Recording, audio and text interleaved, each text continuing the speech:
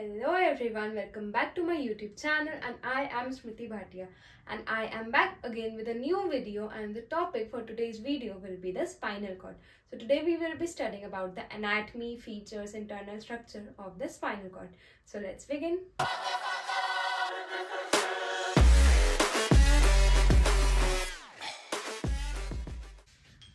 So before starting with the spinal cord, let us understand the basic difference between the peripheral nervous system and the central nervous system.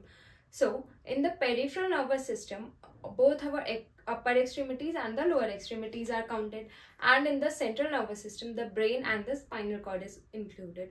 So जो हमारी spinal cord messages travel करवाएगी, information pass on करती है या brain तक करती है या हमारे डिफरेंट मसल्स या ऑर्गन्स तक करती है, तो वो हमारा सारा सेंट्रल नर्वस सिस्टम में आता है.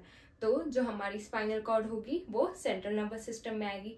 पेरिफेरल नर्वस सिस्टम में हमारा क्या क्या आएगा, जो भी हमारी हैंड्स हो गए उनके जो एफरेंट पाथवे हो गया, मतलब कि अगर मेरे हाथ पे कुछ लगा या वापस से रिस्पॉन्स आया कि हाथ को मेरे को पीछे करना है, तो वो सब कुछ पेरिफेरल नर्वस सिस्टम में आता है. जो भी पेरीफ्री के पास होगा वो सारा आएगा हमारा पेरिफेरल नर्वस सिस्टम में. सो ये बेसिक डिफरेंस हो गया हमारे सेंट्रल नर्वस सिस्टम और पेरिफेरल नर्वस सिस्टम का. तो जो हमारी स्पाइनल कॉर्ड और ब्रेन होता है वो हमारा सेंट्रल नर्वस सिस्टम में आता है, क्योंकि वो इंफॉर्मेशन रेगुलेट करते रहते हैं.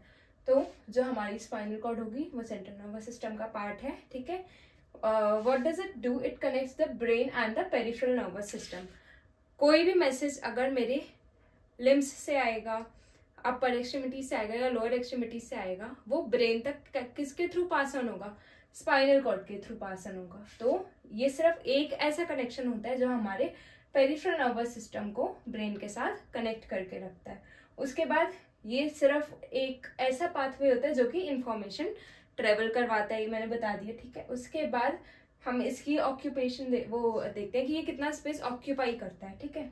तो जो हमारे वर्टिब्रा होता है उसका अपर 2/3 पार्ट जो होता है वो हमारा स्पाइनल कॉर्ड कवर करता है. ठीक है. जो हमारा स्पाइनल कॉर्ड होता है वो चिल्ड्रन में, छोटे बच्चों में L3 तक जाता है, लंबर के 3rd वर्टिब्रा तक जाता है हमारा स्पाइनल कॉर्ड चिल्ड्रन में, और एडल्ट्स में वो L1 तक चला जाता है. क्यों चला जाता है? क्योंकि धीरे धीरे धीरे जैसे जैसे कर्वेचर ठीक होता जाता है तो वो स्पाइनल कॉर्ड L1 तक पहुंच जाता है. ठीक है. उसके बाद आता है हमारा 31 pair of spinal nerves emerge होती हैं हमारी स्पाइनल कॉर्ड से. ये नर्व्स किस में हेल्प करती हैं, ये हमारी सप्लाई करती हैं दोनों के दोनों अपर आर्म, मतलब अपर एक्सट्रीमिटीज और लोअर एक्सट्रीमिटीज को. ठीक है. तो 31 pair of spinal nerves emerge करती हैं फ्रॉम द स्पाइनल कॉर्ड, और इसमें हमारे 3 मेनिंजेस होते हैं. एक होता है हमारा ड्यूरा मैटर, एक होता है एरेकनॉइड मैटर और एक होता है हमारा पाया मैटर.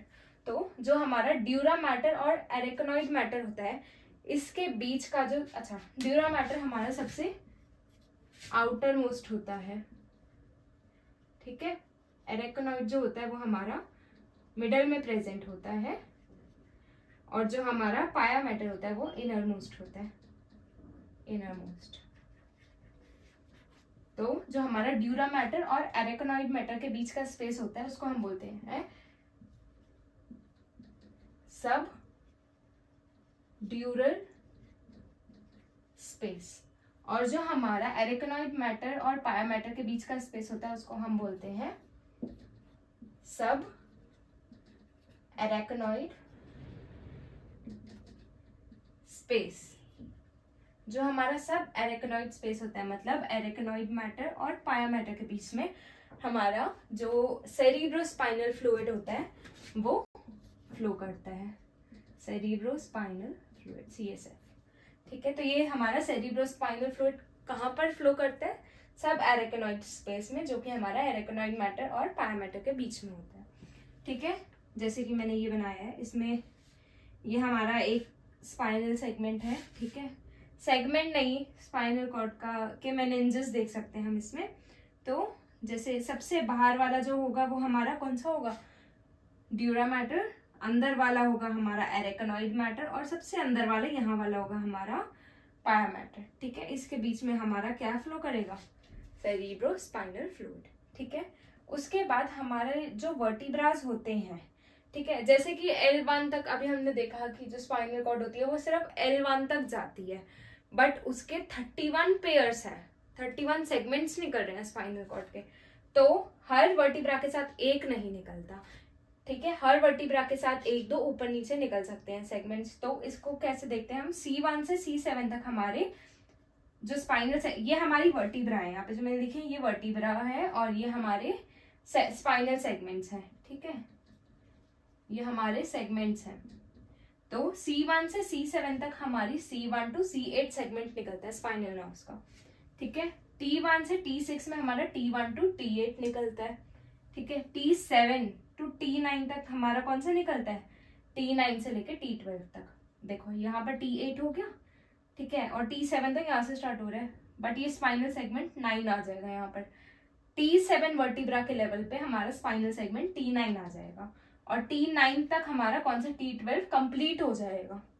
उसके बाद T10 से T11 में आएगा हमारा L1 to L5, ठीक है। सारे L1 से लेके L5 तक जितने भी सेगमेंट्स हैं वो सारे हमारे T10 और T11 के बीच में ही इमर्ज हो जाएंगे। उसके बाद T12 से लेके L1 तक हमारा कौन सा आएगा, T1, T12 और L1 तो पास पास हो गया ना, तो इसमें हमारे कौन से आते हैं, सैक्रल 1, S5 एंड C मतलब कॉकेक्स 1, ये सारे सेगमेंट्स आते हैं हमारे। तो ये टोटल करेंगे हम, तो ये हमारे 31 पेयर ऑफ स्पाइनल नर्व्स हो जाएंगी। ये स्पाइनल नर्व्स क्या करती हैं, सप्लाई देती हैं हमारी अपर एक्सट्रीमिटी और लोअर एक्सट्रीमिटी को, ठीक है। उसके बाद देखते हैं कि हमारा जो स्पाइनल कॉर्ड होता है ना, उसका वेट होता है 30 ग्राम्स, ठीक है, और मेल्स में इसका साइज होता है 45 सेंटीमीटर और फीमेल्स में होता है इसका 42 सेंटीमीटर, ठीक है। उसके बाद आता है हमारा मेड्यूला। अच्छा ठीक है, जो हमारा स्पाइनल कॉर्ड होता है वो कहाँ से स्टार्ट होता है, वो हमारा मेड्यूला से स्टार्ट होता है। जो मेड्यूला हमारा हाइंड ब्रेन का पार्ट है, ठीक है, पीछे की साइड प्रेजेंट होता है ब्रेन में। तो मेड्यूला ऑब्लिंगेटा से स्टार्ट होकर हमारी स्पाइनल कॉर्ड कहाँ तक आती है, L1 तक आती है ना, L1 तक आती है। तो L1 के पार्ट को हम क्या बोलते हैं, जहां पर स्पाइनल कॉर्ड जो है वो खत्म हो रही है, उस पार्ट को हम बोलते हैं कॉनस मेड्यूलरिस, ठीक है। तो जहां पर हमारी स्पाइनल कॉर्ड की एंडिंग हो रही है उसको हम बोलेंगे कॉनस मेड्यूलरिस। उसके बाद हमारे बहुत सारे फाइलम टर्मिनाले और कॉर्डा इक्वाइना निकलते हैं, उसकी अभी हम बात करेंगे, ठीक है। बट कहाँ से कहाँ तक होती है, मेड्यूला से आएगी और कॉनस मेड्यूलरिस तक वो जाएगी, और कॉनस मेड्यूलरिस मतलब L1 के लेवल पर वो खत्म हो जाएगी, ठीक है। उसके बाद जैसे चलो अभी हम बात करते हैं कॉर्डा इक्वाइना की कि वो क्या चीज होती है।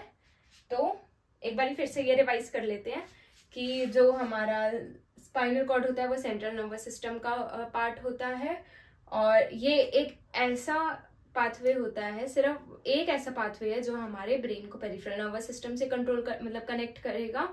उसके बाद इसमें 31 पेयर्स होते हैं स्पाइनल नर्व के, जो हमारी सप्लाई देते हैं एक्सट्रीमिटीज को, और 3 मेनिंजेस प्रेजेंट होते हैं, ड्यूरा मैटर, एरेकोनॉइड मैटर और पाया मैटर। ड्यूरा मैटर और एरेकोनॉइड मैटर के बीच के स्पेस को हम सब ड्यूरल स्पेस बोलते हैं, और जो एरेकोनॉइड मैटर और पाया मैटर के बीच में होता है उसको हम सब एरेकोनॉइड स्पेस बोलते हैं। सब एरेकोनॉइड स्पेस में हमारा आता है सेरिब्रोस्पाइनल फ्लूइड फ्लो करता है, ठीक है, सब एरेकोनॉइड स्पेस में। उसके बाद हमारी जो वर्टिब्रा होती है उसमें अलग अलग लेवल पे बहुत सारी स्पाइनल नर्व्स इमर्ज करती हैं। टोटल 31 पेयर होते हैं स्पाइनल नर्व के। एडल्ट्स में L1 तक जाती है, चिल्ड्रन में L3 तक जाती है।